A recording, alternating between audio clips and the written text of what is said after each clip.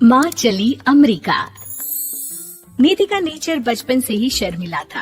वो न ज्यादा लोगों से बात करना पसंद करती और ना ही ज्यादा मिलना जुलना। निधि, ये पैसे ले जरा और बाजार से चीनी तो ले आ। नहीं माँ, मैं नहीं जाऊंगी, मुझे शर्म आती है, आप ही चले जाओ ना। अरे पता नहीं क्या करेगी ये लड़की, जीवन में कभी कुछ किया ही नहीं सिवाय पढ़ाई और घर के कामों के। इसकी शादी भी आसपास ही कहीं करवा दो, दूर जाकर इसका गुजारा कैसे होगा। निधि सुनती सबकी, समझती भी, लेकिन चुप करके रह जाती। एक दिन पिता के दोस्त अपने परिवार के साथ निधि के घर खाने पर आते हैं। उनकी बेटी बहुत ही स्मार्ट होती है। निधि बेटा, वीणा के साथ बात करो, देखो अंकल की बेटी भी आई है उनके साथ। निधि वीणा के साथ वहीं बैठ जाती है। चलो ना अंदर चलते हैं, यहाँ कहाँ बड़े लोगों के बीच बैठे। निधि माँ की तरफ देखती है और अंदर चली जाती है। वैसे मैंने ना अपना चैनल खोला है, तुम सब्सक्राइब करना उसमें। मैं ना ब्यूटी और फैशन की बात करती हूँ, ये देखो। ओह, इतने सारे लोगों के सामने तुम कैसे इतना बोल लेती हो? मुझे तो बहुत शर्म आती है। अरे शर्म कैसी? खैर, सीधी सादी सी निधि, उसकी शादी हो जाती है राकेश से। राकेश एक स्मार्ट लड़का था, उसे घूमना फिरना पसंद था, लेकिन निधि का शर्मिला व्यवहार वो समझ जाता है। अरे निधि, घर से बाहर क्यों नहीं निकलती? लोगों से मिला जुला करो, तभी तो पता चलेगा ना कि दुनिया कैसी है। क्या करना है पता करके? शादी से पहले पापा और अब आप। ठीक है ना, मुझे ज्यादा दुनियादारी में नहीं पड़ना। निधि की जिंदगी ठीक ठाक चल रही थी। उसके 2 लड़के होते हैं, दोनों को वो पढ़ाती लिखाती, उनका ख्याल रखती। निधि, 25 साल हो गए शादी को, दोनों बच्चे सेटल हैं। हम लोगों ने शहर में 2 मकान भी ले लिए। दोनों की शादी खुद का पता ही नहीं चला कैसे उड़ गया। हाँ, ये तो है। मैं खुश हूँ, जिम्मेदारियाँ आती रही, मैं निभाती रही, और क्या चाहिए। देखो, मैंने सोचा है कि अब हम लोग अमेरिका जाकर रहेंगे। यहाँ की जिंदगी तो जी ली, वैसे मुझे वहाँ बहुत अच्छी नौकरी मिल रही है। मैं कैसे चलूंगी, मुझे वहाँ का कुछ नहीं पता। आप तो जानते हैं ना कि मैं घर से बाहर ही कम निकलती हूँ।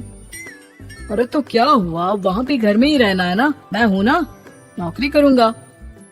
निधि मान जाती है और पति के साथ अमेरिका चली जाती है। माँ, तुम्हारी बहू को बच्चा होने वाला है, तो क्या तुम 2 महीने के लिए यहाँ आ सकती हो?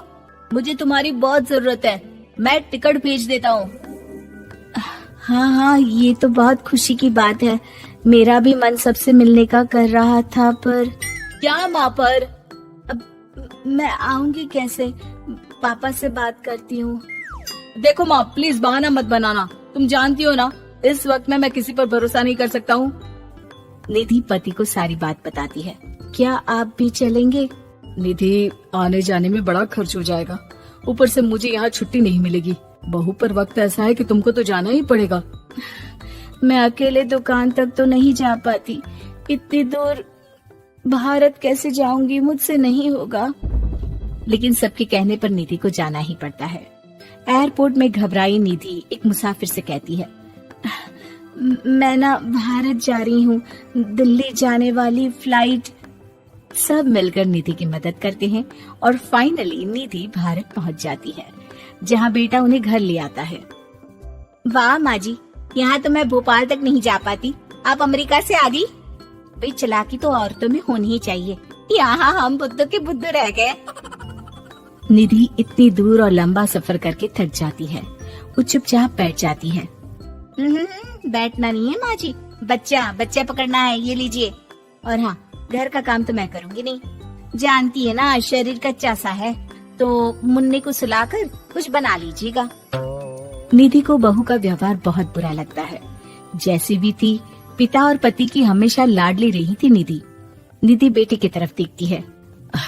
माँ, वो काम वाली कोई मिल नहीं रही है ना, मैं देखने की कोशिश तो कर रहा हूँ, जैसे ही मिल जाएगी वो संभाल लेगी सारा काम। अरे कैसी बात कर रहे हो? जब पहले मैंने कहा था कि अमेरिका से इनके टिकट में जो पैसा खर्च कर रहे हो उतने में नौकरानी रख लो, तो नहीं, मेरी बात पर विश्वास नहीं था। कि ना ना कोई मेरे बच्चे को अच्छे से नहीं संभालेगा। अब इनका भी खर्चा और नौकरानी का भी खर्चा। अरे ना जी ना, मैं नहीं संभाल सकती। निधि जैसे तैसे 2 महीने रहकर वापस अमेरिका चली जाती है, लेकिन वहां जाते ही जैसे राकेश उसे देखता है उसके गले लग जाता है। ये क्या हालत बना रखी है निधि, कैसी लग रही हो? खाना नहीं खाती थी क्या? क्या हो गया? निधि पति से कुछ नहीं कहती, बस रोती ही चली जाती है। मैं नहीं जाऊंगी कभी भी भारत, आप मुझे हमेशा यहीं रखना अपने पास। राकेश बेटे को फोन करता है। तुम्हारी माँ की जो दुर्दशा करके तुमने भेजा है ना, मुझे पता होता तो मैं अपनी बीवी को कभी तुम्हारे पास नहीं भेजता। पापा, आप तो रीना का नेचर जानते हैं ना, माँ पर हावी रहती थी। अब मैं तो ऑफिस चला जाता था, वो माँ पर जुल्म करती है और माँ भी इतनी सीधी है कि चुपचाप सहती रही। मुझे माफ कर दीजिए पिताजी। खैर, राकेश कहता भी क्या, प्यार दुलार के साथ अपनी निधि को संभालने में लग जाता है। लेकिन कहते ना, वक्त हमेशा एक सा नहीं रहता। अमेरिका में ही राकेश की मृत्यु हो जाती है और निधि अकेली रह जाती है। बड़ा बेटा कहता है, माँ भारत चलो ना, हम लोग साथ रहेंगे। निधि को जैसे ही वो सब सीन्स याद आते हैं वो परेशान हो जाती है। समझ में नहीं आता कि पति के बिना अब जीवन कैसे चलाएगी। मैंने सारा जीवन घर का काम किया, घर देखा और जिंदगी चलाई, लेकिन जिस घर में रही सबने प्यार दिया, मैं वहां नहीं जाना चाहती। तभी राकेश जिस कंपनी में काम करता था उसका मालिक निधि के घर आता है। वो भी भारतीय ही होता है। दीदी, राकेश ने आपके बारे में बताया था। जब से आप भारत से लौटी थी उसे आपकी बहुत चिंता रहती थी, इसलिए उसने मुझसे कहा था कि कभी अगर वो ना रहे तो मैं आपको ये पैसे दे दूं। और हाँ, हम लोगों की कंपनी में आपके लिए नौकरी भी है। निधि पति के पैसे देखकर मन में तसल्ली करती है और नौकरी के लिए हाँ कर देती है। अरे पागल है क्या माँ, कैसे नौकरी करोगी? ये अमेरिका है, दिल्ली नहीं। वहाँ तो तुम घर से निकल भी नहीं पाती थी, यहाँ कैसे? मेरे पति, मेरे पिता मुझे खुश देखना चाहते थे। वो लोग जब तक थे मुझे किसी चीज के लिए ना फोर्स किया, ना कभी कमी होने दी। पर अब मुझे जीवन जीने के लिए घर से निकलना ही होगा। बेटा, तुम तो अगली फ्लाइट से भारत लौट जाओ, मैं यहीं खुश हूँ।